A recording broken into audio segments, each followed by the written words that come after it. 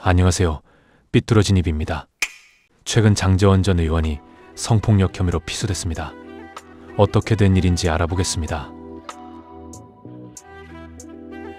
사건 발생일은 2015년 11월 17일.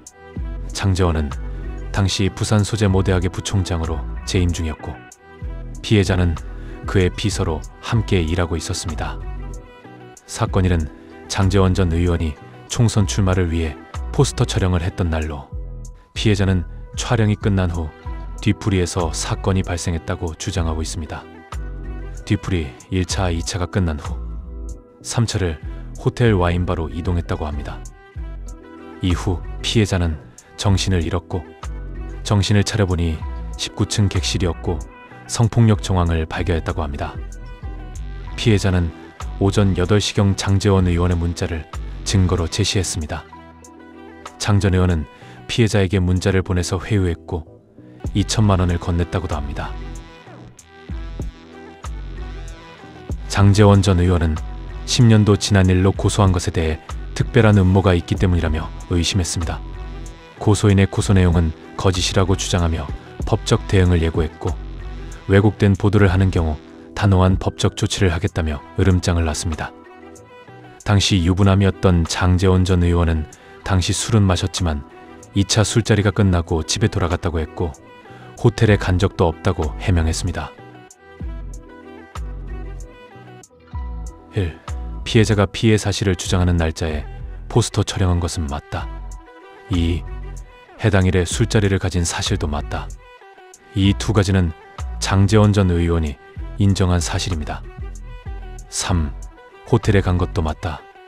장 전 의원은 해당 일에 술은 마셨지만 2차가 끝난 후 집에 갔다고 했고 호텔에 간 사실은 부인했습니다. 하지만 당시 호텔 와인바에는 장 전 의원과 피해자 그리고 동료 교수까지 총 3명이었습니다.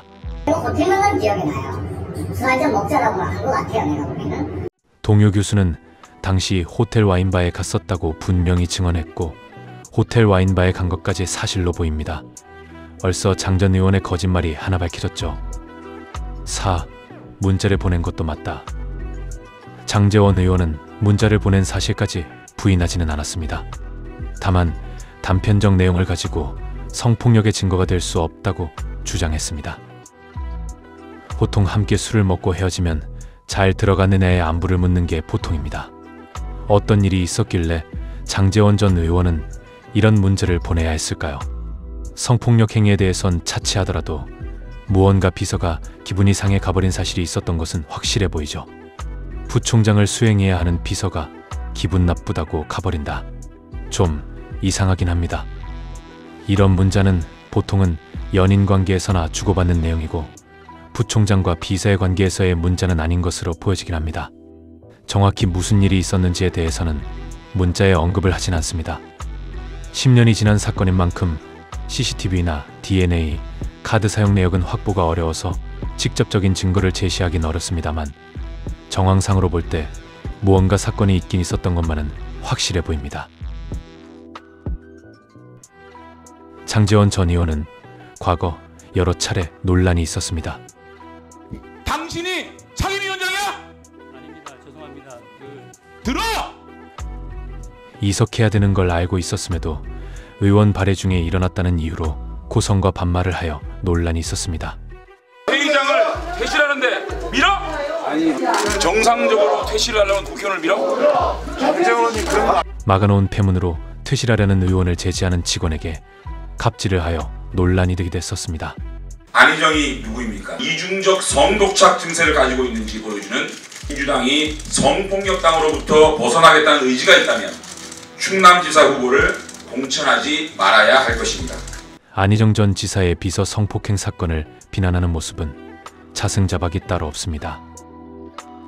장제원 전 의원 성폭력 피소는 정황 증거는 있으나 명백한 증거 없이는 처벌하기 힘들어 보여서 증거 불충분으로 무죄를 선고받을 가능성이 높아 보입니다.